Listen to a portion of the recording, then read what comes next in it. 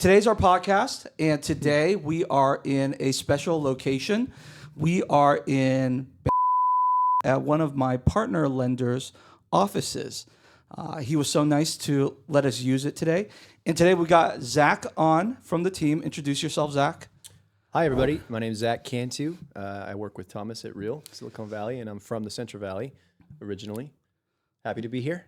Zach works on our greater team, so we all work together. Introduce yourself, Sylvia. I'm Sylvia Montesoca. I'm also working with Thomas here at Real, and also happy to be here. Awesome. I'm Phoenix, and I'm work with everybody here at Real too. Cool. I am Thomas, and I also work with everybody in the room as well. Does anyone want to start us off with a question? Oh, you have a question. What do you guys think about working at Real Brokerage so far compared to the previous places you've been at? So why don't we each say when we joined Real, and then how does it compare to your previous place? So I joined Real. It's been, I think, about a year and a half now. I was just telling Thomas this. I lived in Hollister for 3 years. I grew up in San Jose, lived there for 3 years, and while I was out there is when I decided to get my real estate license. I had joined a different cloud brokerage because someone told me you need to be on a team if you just when you first start real estate, and I was there for a full 2 months. It didn't work out. I didn't like it, and then I went to Intero, and that was great. But then I moved back to San Jose, and I was trying to find another brokerage locally, and I kept seeing Real and people switching to Real. Yeah, and I'm like, what? Zach here is a great branding for us. Yeah. I'm surprised you don't have Real pants on, Zach. Right. Do they not sell those yet? I hope they're real pants. That's the thing about the brand. You can use it in any joke. Yeah. Right. It's so good. Yeah, so I kept seeing it everywhere, and I was just like, what is this? And it's funny, Thomas, I actually met you at an open house, one of your listings. Really? Before Real? Before Real. Wow. And I put in an offer on one of your fixer-uppers. Yeah. Here we go. I was denied. Don't do that, guys. Don't gang up on me. Here we go. First of all, I want to just say that the seller picked the offer, not me. Because if it was me, I would have chosen your offer, Sylvia. Yeah, so I put an offer, but Maybe if you were at Real, the offer would maybe, because I was standing there and I remember someone asked you, because again, I kept seeing Real everywhere, and someone asked you, what brokerage are you with? And you're like, oh, I'm with Real Brokerage. And he's all, who? Yeah. You said it again, and I'm all, there's that name again. Like, what is it? So, long story short, I ended up reaching out to Christina Glam. And, how do you know Glam?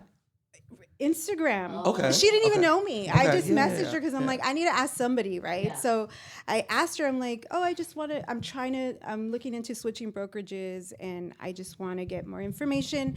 So 2 days later, I meet with her in Lex, and they sold me. And so then I signed up, and honestly, like, I'm glad I made the move. I'm really happy with the brokerage and everything that it has to offer, and especially like with our group that we have, because that's what I was looking for originally, like more like collaboration, or just to turn around and ask someone, hey, real quick, how do you do this? Because again, I was newer, and so I'm extremely happy with it. See, Thomas, if you just accepted her offer, she would have reached out to you. It would have been you. It would have been you who brought her into Real. Then you would have taken the credit, but It could have happened that way. It could have. That's okay. Yes, but as long as you're here now. Yeah. What about Zach? I joined Real, let's see, January 2025. So completed my first full year. Before that, I was at Realty One Group, so also at somewhat of a newer brokerage with allegedly 100% commission type breakdown and structure. My background was I was selling Cutco to realtors. No way. Yeah. Okay. So, and actually, interestingly, because it's just kind of funny how everything comes full circle, because I was in the Central Valley in a town called Stockton, which most people drive through on their way to Sacramento. And I was just unhappy at AT&T, like just basically praying for something different. Yeah. And my buddy, he's like a divisional manager, and he covers Oregon to Bakersfield with Cutco. Oh, wow. And he's been doing it, like, he's my best friend, and he's been doing it since he was 16 illegally.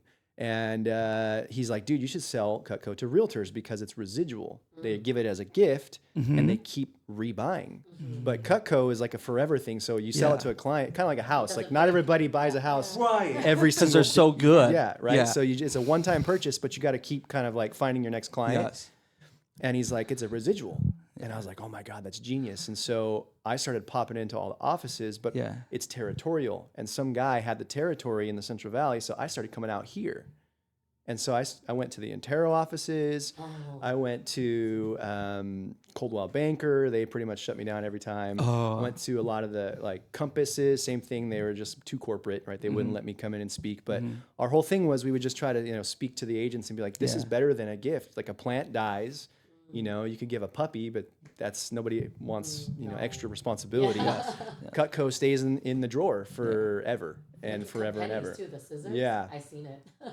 So I was doing that, and I was meeting like tons of real estate agents, and then became like that real estate Cutco guy. And every broker office that I walked into, the brokers were like, you need to get your license. Yeah. Right. I'm walking in a suit selling Cutco, and then the realtors are showing up in flip flops and basketball shorts, and Bay Area. Yeah. That's everywhere, honestly. Yeah. And so I was like, I don't know about that. And then I did. I got my license, and I ended up hanging it up at Realty One Group, just because they were new, and I just kind of figured I'll get more attention from my broker, and there'll be a lot more hand holding. And so then when I moved out here, I looked up at Realty One who the top agent was, and I saw Lex. I saw Lex at Osco. Oh. And it's funny because I'm pretty sure he was only here for like a few months, or Right. like 6 months, but he was number one in production. And the way that my thinking is like I need to let him mentor me. So I call him and I'm like, hey, can I take you to lunch? And he's like, oh yeah, for sure. I'll meet you. And You then sound just like him. Right kind of like That's how you sound like. he kind of like not ghosted me, but it was like not a priority, right? And so I kept messaging, and then finally I was like, look, I'm not going to stop until you go out, like on Instagram or something like that. He's like, oh, okay, for sure. And then I invited him to Luna Mexican at the Prune Yard. I love Luna. Dude, it's amazing. Yeah. Shout out Luna. And he ghosted me, or he stood me up. So I'm sitting there eating chips and salsa. All right. Totally forgot, right? And I so am going to text make him. fun of Lex for this. So I think at the time he was living in Santana Row, and he's like, I texted him like, dude, I'm eating chips and salsa alone, and he's like, oh my God, I'm so sorry. I never am late. Like this is totally. He's always early. And he's like, oh my So God, he says- come. He's like, I got you. Come to Santana Row. Yeah. So I go to Santana Row, and we talk for like 2 hours, and he was just about to join Real. This was before he even joined Real. Yeah. And he's like, this is what I'm all about. This is how I get all my business. And then I remember leaving that, and I'm like, man, he's, because I think he said something that stuck with me. He's like, it's the big leagues out here, like over in the Central Valley, that's like minor B. Yeah. And he's probably pretty accurate, it's a little more cutthroat. But I waited until the end of the year. I went to the meetings that he had. I learned a lot from that. He gives a lot of free information out. If you ever join his trainings, they're great. And then I joined once the year ended. Nice. That's like from top to bottom. All Yeah. merch. Yeah. So about your journey, Zach, I would say that selling to realtors is one of the biggest markets out there. Yeah. Oh my gosh. Yes, in terms of coaching, in terms of services, because everyone's so desperate to find that leg up. Yeah. It's true. Isn't it true? It's right? true. Yeah. Because we sell things to people, Right. it's so easy for us to be sold. It is so easy. Yeah. We want to be sold. It's a huge market. It is. Huge market. Yeah. But if there's anything I learned in selling to realtors, it's that all the realtors want it, and then they're the hardest people to get a hold of. Oh. I couldn't. They would give me their business card and be like, Yeah. "Call me," and then they would. And at first, I took it personal. You can't take sales personal, right? Yeah. But I did because I'd be like, "Dude, they told me they wanted it. They said come to my office." Yeah. And now that I can see behind the curtain of real estate, Oh, yeah. they weren't closing deals. They had no Correct. Yes. Yeah. And I love those agents money. Yeah. that don't pick up their phone Yeah. because they are so easy to beat. Job All security. you have to do is pick up your phone. Pick up the phone. Yes. It's true. Yeah. All you have to do is do a little more than the Yeah. bar that they set.